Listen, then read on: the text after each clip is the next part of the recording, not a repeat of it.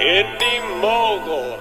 Hello Internet, and welcome to the April edition of YourFX. As always, we'll be showing you 2 tutorials sent in by Indy Mogulers like you, then topping it off with the random effects montage. This week we're kicking it off with Joe Cook's tutorial on how to make fake poppable zits.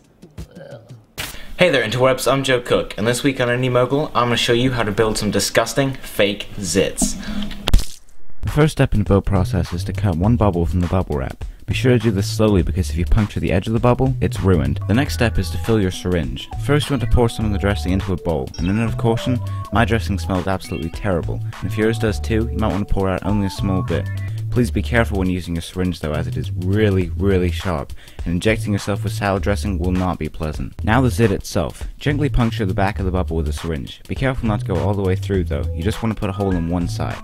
Gently squeeze the dressing into the bubble, turning the bubble as you do this. When you're done, it should look like this. Now take your liquid latex and put some over the back side of the bubble. This should close up the holes in the back, sealing in your disgusting dressing. Now for putting the zit on your actor. Start by putting some of the spirit gum on the area you're going to apply the zit to. Make sure to get the edges pressed down fully and then let it dry. When the spirit gum dries, dab some liquid latex around the zit to help mask the edges of the bubble wrap. When your latex is dry, take your flush tone makeup and begin to blend latex in with your actor's skin. You may have to mix 2 different tones to match your actor's skin color. When you've blended in the edges, take your red makeup and put it all over the flesh tone makeup. Be sure not to have any thick blobs of red or it will ruin the effect. Now that you're done, here's what it should look like.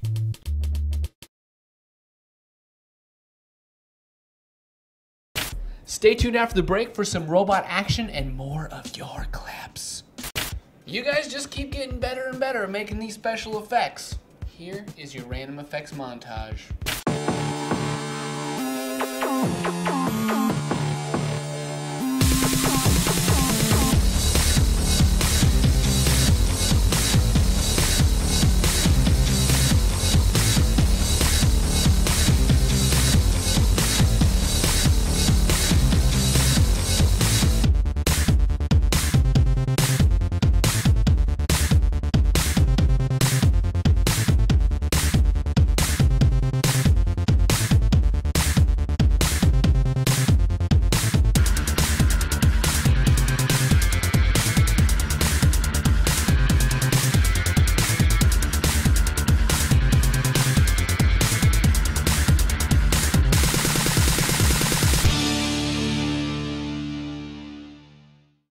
Our last tutorial comes in from Chris Prine, and he's going to show us how to make a simple and effective robot friend.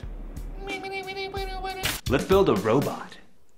First you'll need a small trash can, a larger trash can, miscellaneous things from your recycling bin. We found these nifty travel containers at a drugstore to use for robot eyes, flexible dryer duct, gray spray paint, fishing line, a kitty cat to pilot the robot. Just kidding, actually you need a guinea pig. And of course various screws, tapes, glue, and tools. Simple time lapse, woo! Spray paint both trash cans. Drill pilot holes into the travel containers.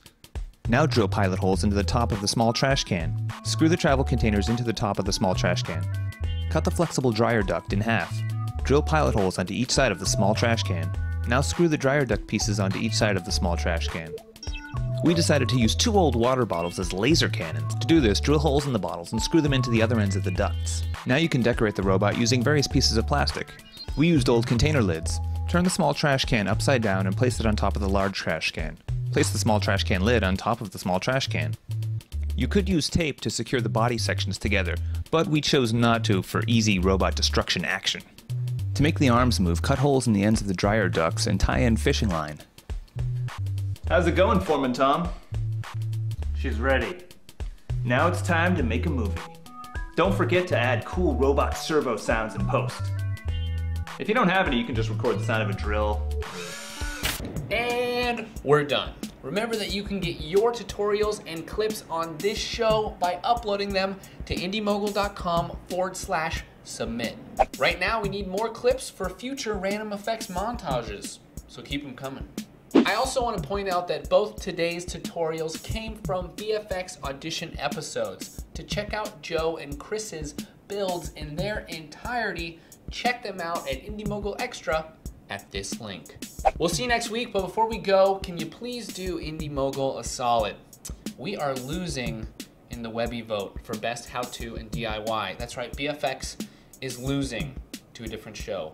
Check out the link right here and in the description, and please go vote for us. It only takes a minute. We have to win.